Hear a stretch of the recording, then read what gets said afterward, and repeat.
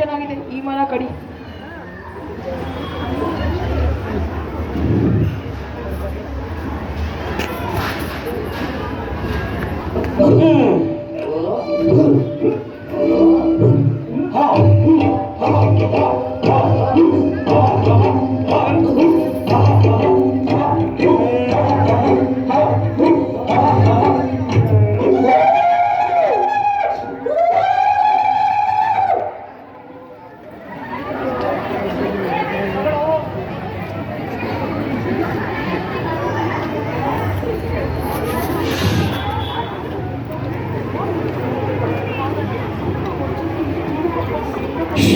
ತಡಿ ತಡಿ, ಏನದು ಮರ ಕಡೆ ಹಸದ್ದು? ಅದು ಯಾವ್ದೋ ಪ್ರಾಣಿ ಪಕ್ಷಿಗಳು ಇರ್ಬೋದು ಬಿಡೋ. ಇಲ್ಲ ಕಣೋ, ಏನೋ ಮರ ಕಡೆ ಹಸದ್ದು ಕೇಳಿಸ್ತಿದೆ. ಹೌದು ಕಣೋ, ಬಾ ಹೋಗೋಣ. ಬಾ.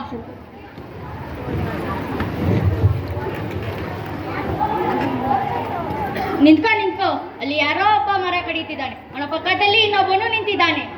ಇರಿ ಸ್ವಾಮಿ, ಮರ ಯಾಕೆ ಕಡಿದಿದ್ದೀರಾ? ನಿಮ್ಮನ್ನ ಏನ್ ಮಾಡ್ತು? ಹುಷಾರ್, ಅಲ್ಲಿ ಗಿಡದ್ ಮಾತಾಡು. ನಮ್ಮ ಮುಂದೆ ನಿಂತಿರೋ ಯಾರು ಗೊತ್ತೇ? ಗಂಧದ ವ್ಯಾಪಾರಿ ಚಂದನ್ ಶೆಟ್ರು ನಮ್ಮ ಮುಂದೆ ನಿಂತು ಮಾತಾಡೋಷ್ಟು ಧೈರ್ಯ ಬಂತೆ? ಬೇಡ, ಸ್ವಲ್ಪ ದೂರ ನಿಲ್ಲು.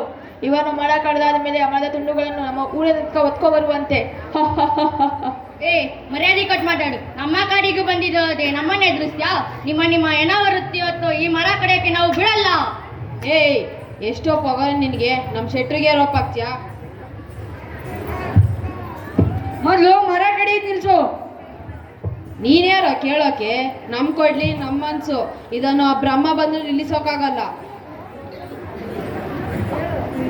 ಇದು ಅಂತ ಇಂಥ ಮರ ಅಲ್ಲ. ಇದೊಂದೊಂದು ಮರದಲ್ಲಿ ಬೊಗಸೆ ಚಿನ್ನ ಸಿಗುತ್ತೆ, ಐಶ್ವರ್ಯ ಸಿಗುತ್ತೆ, ಅಧಿಕಾರ ಸಿಗುತ್ತೆ. ಈ ಮರ ಕಡಿಯೋದು ನಿಂಗೆ ಸಗ್ ಬಂದ್ರೆ ತಲೆ ಕಡಿತೀನಿ ತಿಳ್ಕೊ.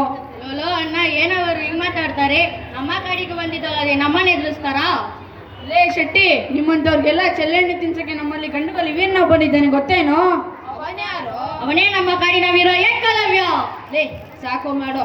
ಅವನೆಷ್ಟು ಜನನ್ನು ಕೊಂದು ಏನ್ ಸಾಹಸ ಮಾಡಿದ್ದಾನೆ ಅಂತ ಹೇಳು. ಹೋಗಿ ಹೋಗಿ ಕಾಡ ಜನ ಜೊತೆ ನಮ್ಮ ಮಾತು ಏನು? ಪಟ್ಟಣಕ್ಕೆ ಬನ್ನಿ ಮಕ್ಕಳ, ನಿಮ್ಮನ್ನೊಂದು ಕೈ ನೋಡ್ಕೋತೀನಿ. ಏನ್ ನೋಡ್ಕೊಂತ್ಯಾ? ನಮ್ಮ ಏಕಲವ್ಯ ಇದ್ದಾನೆ ಗೊತ್ತಾ?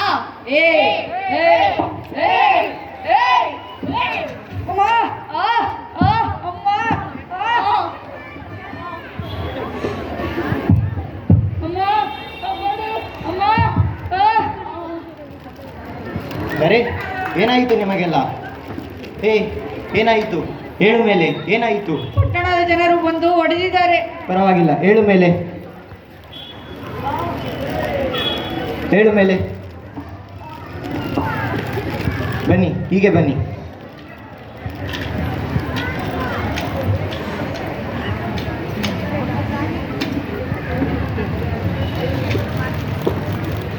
ಇದು ನಮ್ಮ ಕಾಡಿಗೆ ಅವಮಾನ. ಕಾಡಿನ ಈ ಸಿರಿಯನ್ನು ಕಾಪಾಡುವವರ ಜೊತೆಗೆ ನಮ್ಮನ್ನೆಲ್ಲ ಬಗ್ಬಡಿಯುವ ಸಂಚವರದ್ದು. ಅಂದರೆ ನಾನು ಕಂಡ ಕನಸು ನಿಜವಾಯಿತು. ಹಕ್ಕಿಗಳ ಹಿಂಡು, ಮೊಲ, ಜಿಂಕೆಗಳನ್ನು ಸಿಗಿದು ರಕ್ತ ಇರುವ ದುಷ್ಪರಿಣಾಮಗಳು ಅಟ್ಟಹಾಸಗಳಿಂದ ಮೆರೆಯುತ್ತಿದೆ.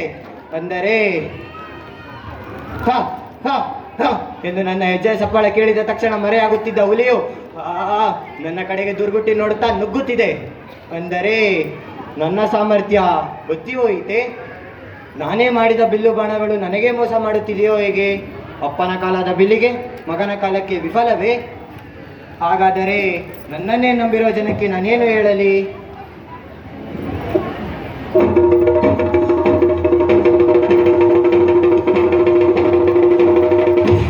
ಇಲ್ಲ, ದುಷ್ಟಮೃಗಗಳು ನನ್ನ ಮೇಲೆ ಸವಾರಿ ಮಾಡುವುದಕ್ಕಿಂತ ಮುಂಚೆ ನಾನು ಹೆಚ್ಚಿನ ಬಿಲ್ವಿದ್ಯೆಯನ್ನು ಕಲಿಯಬೇಕು. ಆದರೆ ಹೇಗೆ?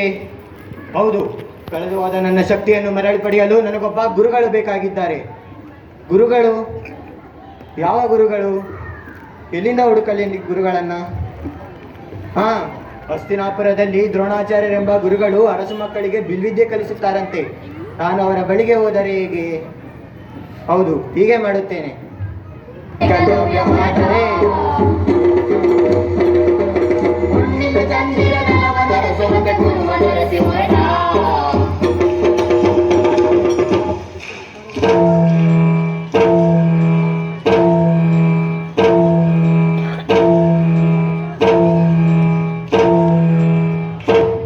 ಗುರಿಯಿಟ್ಟು ಬಾಣ ಹುಡು ಅರ್ಜುನ.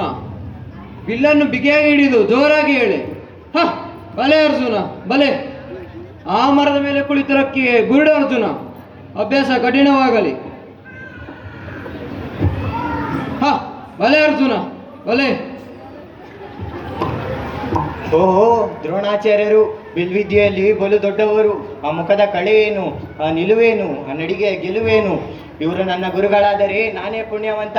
ಇವರ ಕರುಣೆಯ ಕಂದನಾಗುವ ಭಾಗ್ಯ ನನ್ನದಾಗಲಿ. ನನ್ನನ್ನು ಅರಿಸು ಅಂಬೆ. ವಂದಿಸುತ್ತಿದ್ದೇನೆ ಗುರುದೇವ. ಬಾಲಕ, ಎದ್ದೇಳು. ನೀನು ಯಾರು? ತಮ್ಮ ಕೀರ್ತನೆಯನ್ನು ಕೇಳಿ ತಮ್ಮಿಂದ ಬಿಲ್ವಿದ್ಯೆಯನ್ನು ಕಲಿತು ಮಹಾನ್ ಬಿಲ್ಲುಗಾರನಾಗುವ ಆಸೆ. ಕರುಣಿಸಿ ಗುರುದೇವ. ನೀನು ಗುರುಗಳೇ, ಇವನ ವೇಷಭೂಷಣವನ್ನು ನೋಡಿದರೆ ತಿಳಿಯುತ್ತದೆ ಇವನೊಬ್ಬ ಬೇಡನೆಂದು. ಹೌದಾ ಏಕಲವ್ಯ? ಹೌದು ಗುರುಗಳೇ. ಕಾಡಿನ ಪ್ರಾಣಿ ಪಕ್ಷಿಗಳು ಅಷ್ಟೇ ಏಕೆ, ಕಾಡಿನ ಈ ಸೀರೆಯನ್ನು ಕಾಪಾಡುವ ಹೊಣೆ ನನ್ನದಾಗಿದೆ. ದಯವಿಟ್ಟು ನನ್ನನ್ನು ದೊಡ್ಡ ಬಿಲ್ಲುಗಾರನನ್ನಾಗಿ ಮಾಡಿ ಗುರುದೇವ. ಗುರುಗಳೇ, ಈ ಬೇಡನ ಮಾತನ್ನ ಕೇಳಿದ್ದೀರಾ? ದೊಡ್ಡ ಬಿಲ್ಲುಗಾರನಾಗಬೇಕಂತೆ, ಜಗತ್ತಿನ ಶ್ರೇಷ್ಠ ಬಿಲ್ಲುಗಾರನನ್ನಾಗಿ ಮಾಡುತ್ತೇನೆ ಎಂದು ನೀವು ನನಗೆ ಕೊಟ್ಟ ವಚನವನ್ನು ಅವನಿಗೆ ತಿಳಿಸಿ. ಏ ಬೇಡ ಜಂತು, ಯಾವುದು ಎಲ್ಲಿರಬೇಕು ಅಲ್ಲೇ ಇರಬೇಕು, ತಿಳಿದುಕೋ.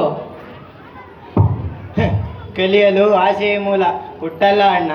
ಏಕಲವ್ಯ, ನಿನ್ನ ಆಸಕ್ತಿ ಶ್ರದ್ಧೆ ಮೆಚ್ಚತಕ್ಕದ್ದು. ಆದರೆ ಶಾಸ್ತ್ರ ಅಡ್ಡ ಇದೆ. ಶೂದ್ರರಿಗೆ ಗುರುಮುಖಿನ ವಿದ್ಯೆ ಕಲಿಸಬಾರದೆಂದು ಶಾಸ್ತ್ರ ಸಾರಿದೆ. ಕಾಡಿನ ಬೇಡನಾದ ಇವನಿಗೆ ಜಗತ್ತಿನ ಶ್ರೇಷ್ಠ ಬಿಲ್ಲೋಜರಾದ ತಮ್ಮಿಂದ ವಿದ್ಯೆ ಕಲಿಯಬೇಕೆಂಬ ಹೇಗೆ ಮೂಡಿತು ಎಂದು ಕೇಳಿ ಗುರುಗಳೇ. ಏಕಲವ್ಯ, ಈ ಕುತೂಹಲಕ್ಕೆ ನಿನ್ನ ಉತ್ತರವೇನು? ಗಿಡಕ್ಕೆ ಮರವಾಗುವ ಆಸೆ, ಕಲ್ಲಿಗೆ ಬಂಡೆಯಾಗುವ ಆಸೆ, ತೊರೆಗೆ ಕಡಲಾಗುವ ಆಸೆ. ಹಾಗೆಯೇ ಈ ಅಲ್ಪನಾದ ನನಗೆ ತಮ್ಮಿಂದ ಬಿಲ್ವಿದ್ಯೆಯನ್ನು ಕಲಿತು ಮಹಾನ್ ಬಿಲ್ಲುಗಾರನಾಗುವ ಆಸೆ. ನನ್ನ ಆಸೆಗೆ ನೀರೆರೆಯಬೇಕು ಗುರುದೇವ. ಹಬ್ಬ, ಈ ಬೇಡನ ಬಯಕೆಯು ವಿಚಿತ್ರವಾಗಿದೆ. ಏ ಕೇಳು ಕುಲದ ಕೊನ್ನಿ, ಪ್ರತಿಯೊಬ್ಬರು ತಮ್ಮ ಜಾತಿಗೆ